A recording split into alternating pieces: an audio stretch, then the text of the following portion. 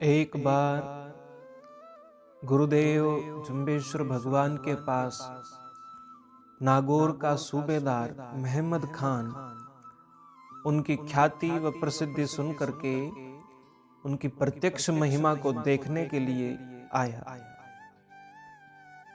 किंतु महमद खान चूंकि नागौर का सूबेदार था तो वह अभिमान से परिपूर्ण था। अपने साथ अनेकों हाथी घोड़े सैनिकों को साथ लेकर अभिमान के साथ गुरुदेव जांभोजी के पास आया था। ऐसा वर्णन मिलता है कि एक समय गुरुदेव पे आयो महमद खान, हस्ती घोड़ा अति घना, मन में घणो गुमान। साथ में अनेकों हाथी घोड़े हैं और मन में बहुत सारा गुमान लिए हुए था, अभिमान लिए हुए था। और आकर गुरुदेव जम्बेश्वर भगवान से प्रश्न करने लगा। प्रश्न करी गुरु जम्ब से, करणी कहो तुम पीर, ऐसे गर्भ सु बोलियो, गुमर सु जुगहीर। महमद खान गुरुदेव जांभोजी से कहने लगा कि हे प्रभु, आप हमें करनी बताओ, किस प्रकार से हमें क्या करना चाहिए, हमारे लिए क्या आज्ञा है, ऐसी कोई बात बताओ। लेकिन जो कुछ भी बातें, जो भी प्रश्न है, उन सब में एक अभिमान झलक रहा है। ऐसे गर्व सु बोलियो, अभिमान के साथ इस प्रकार की बातें कही है। और गुरुदेव जांभोजी उनके इस व्यवहार से ही, उनके इस आचरण से ही उनके भाव को समझ चुके थे। और उन्होंने सर्वप्रथम जब शब्दोच्चारण किया तो उनके अभिमान के ऊपर ही चोट की। और गुरुदेव जांभोजी ने शब्द संख्या 25 का उच्चारण किया और वे कहने लगे, ओम राज न भूली लो राजिंदर, दुनिया न बंधे मेरू, पवना झोले बिखर जेला, धुंवर तना जेलोरू। गुरुदेव जांभोजी सर्वप्रथम सीधे कहने लगे, हे राजन, राज न भूली लो राजिंदर, तुम इस राज्य में मत भटको, इस राज्य की चकाचौंध में, इस राज सत्ता में अपने आप को मत भूलो। राज न भूली लो राजिंदर, दुनी न बंधे मेरू, और इस दुनिया को मेरेपन में मत बांधो। अपना आधिपत्य स्वीकार कराने की चेष्टाएं छोड़ दो, अपना अधिकार जताना छोड़ दो। क्यों?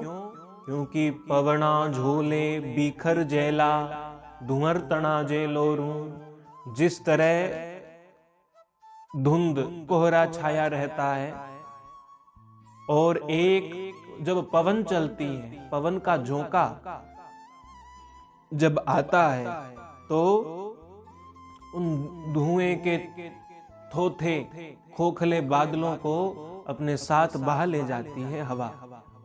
वो हवा का झोंका उन सबको बिखरा देता है। उसी प्रकार ये तुम्हारी राज सत्ता, ये तुम्हारा राज्य, ये सब ऐश्वर्य साधन, ये सब स्थिर नहीं है, ये सदैव रहने वाले नहीं है। इसलिए इन सब में अपने मूल मार्ग को मत भूलो। और वे कहने लगे, भोलस आवतना ले लोरू, आडाडंबर के तीवार विलंबन, यो संसार अने हूं। जिस प्रकार से आकाश में छाए हुए जो थोथे बादल होते हैं, जो बिल्कुल पूरे आकाश में छा जाते हैं, एक घटा छा जाते हैं।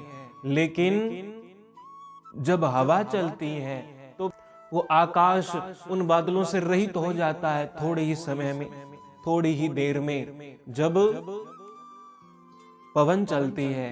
इसी प्रकार ये सब भी थोड़ी ही देर में, थोड़े ही समय में सब कुछ चले जाएंगे। इस संसार में नित्य कुछ भी नहीं है, सब अनित्य है। ये संसार अनित्य है, इसलिए इसमें भूलो मत, इसमें भटको मत।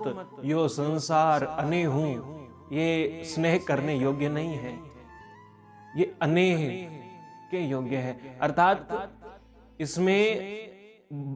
इसमें अब अधिक मोह मत रखो। और फिर गुरुदेव जाम्बोजी इस शब्द के माध्यम से केवल और केवल महमद खान के लिए नहीं, प्राणी मात्र के लिए संबोधन करते हुए कहने लगे कि भूला प्राणी विष्णु ना जंप्यो, मरण विसारो के हूं। हे प्राणी, तुम भूल रहे हो और तुम भूल चुके हो, और तुम दो बातों को भूल चुके हो। क्या? भूला प्राणी विष्णु ना जंप्यो, तुमने विष्णु का जप नहीं किया, तुम विष्णु का जप करना भूल चुके हो। और मरण विसारो के हूं, और तुमने अपनी मृत्यु को क्यों भुला दिया? अपने मरण को, अपनी मृत्यु को और भगवान विष्णु के नाम को, दोनों को ही तुम भुलाकर बैठे हो, और ये तुम्हारे लिए उचित नहीं है। इसलिए गुरुदेव जाम्बोजी कहने लगे कि संसार में कोई स्थिर नहीं है, इसलिए इन दोनों को याद रखो और अपनी मृत्यु आने से पूर्व नाम रूपी राशि एकत्रित करो। और वे कहने लगे, महादेखंता देव दानो, सुर नर खीणा, जंबो मंजेरा चिन रही बाथे हूं। हे प्राणी, महादेखंता, मैं सुनी हुई बातें नहीं, मैं अपनी देखी बात बताता हूं। मेरे देखते ही देखते अनेकों अनेक देव दानो सुर नर खीणा, अनेकों अनेकों देवता, राक्षस और बड़े बड़े महापुरुष भी क्षीण हो गए। वे सब भी यहां सदा के लिए नहीं रहे, वे भी इस संसार से चलायमान हो गए, वे यहां से चले गए, कोई स्थिर नहीं रहा। तो मनुष्य का कौन कहे? महादेखंता देवदानो सुर नर खीणा, ये सब क्षीण हो गए। जम्बू मंझे राची न रहे बाते हूं। इस जम्बू द्वीप में, या अर्थात इस संसार में कोई भी जिसकी रचना हुई वो स्थिर नहीं रहा। राच न रही बाते हूं। जिसका भी जन्म हुआ, जो भी इस संसार में आया, वो स्थिर नहीं रहा, वो यहां से चला गया। ऐसा इसका नियम है। इसलिए तुम भी स्थिर रहने वाले नहीं हो, और तुम्हारे पास जो ये ऐश्वर्य के साधन तुम्हें दिखाई देते हैं, ये सब भी स्थिर रहने वाले नहीं हैं, ये भी एक दिन चले जाएंगे। इसलिए इनका विचार तो करो और इनके अभिमान में मत भूलो कि नदिये नीर न छीलर पानी, धुअर तना जे में हूं। गुरुदेव जाम्भोजी कहने लगे, नदिये नीर न छीलर पानी, धुअर तना जे में हूं। धुंध जो आती है, जो कोहरा आता है, उस कोहरे में नमी होती है, उसमें छोटे छोटे जल के कण होते हैं। गुरुदेव जाम्बोजी कहते हैं कि उन धुंध के छोटे जल के कणों से बड़े तालाब और नदियां नहीं बहा करती। तालाब में पानी, उनसे तालाब के पानी में वृद्धि नहीं हुआ करती। उस ओस के पानी से नदियों में जल नहीं बहा करता। इसलिए ये कुछ भी स्थिर नहीं है। ये जो भी धन संपत्ति तुम्हें दिखाई देती है, ये सब उस ओस के पानी की भांति है। ये तुम्हारे कोई भी काम आने वाली नहीं है। जब इस शरीर से ये जीव आत्मा निकल कर जाएगी, उस समय ये तुम्हारे काम नहीं आएगी। ये हंस उड़ाणो पंथ विलंब्यो, आशा सास निराश भइलो, ताछे होय रंड निरंडी देहूं।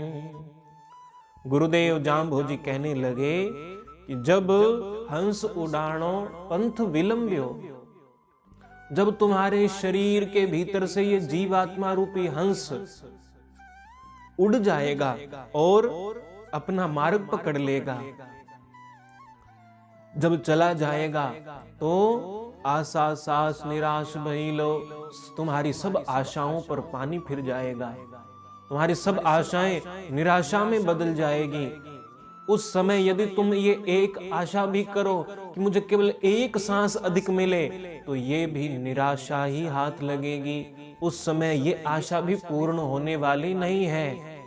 और ताचे होसी रंड निरंडी देहूं, जिस प्रकार से एक सौभाग्यवती स्त्री का पति से विरह होने पर, पति की मृत्यु होने पर वह विधवा हो जाती है, उसी प्रकार इस जीव आत्मा के निकलने पर ये शरीर भी, ये देह भी उसी विधवा के समान हो जाएगी। इसलिए विशेष महत्व इस जीव आत्मा का है। इस जीव आत्मा के रहते, इस शरीर में रहते हुए तुम शुभ कर्म करो, भगवान विष्णु का नाम जप स्मरण करो, अपनी मृत्यु को भूलो मत, और इन राज्य सत्ता ऐश्वर्य साधनों में अपने आप को भूलो मत। और गुरुदेव जांबोजी फिर से पुनः उदाहरण देते हुए कहते हैं, इनमें से कुछ भी स्थिर नहीं है। पवना झोले बीखर जेला, गैण विलंबी खेहूं। हे भाई, एक पवन के झोंके से आकाश में छाई हुई बड़ी, पूरे आकाश में छाई हुई धूल भी थोड़ी सी हवा, थोड़े हवा के झोंके से पवन चलने पर सब बिखर जाती है। इसी प्रकार अधिक समय नहीं लगेगा, ये सब कुछ ऐश्वर्य साधन सब कुछ देखते ही देखते बिखर जाएंगे, चले जाएंगे, ये स्थिर रहने वाले नहीं है।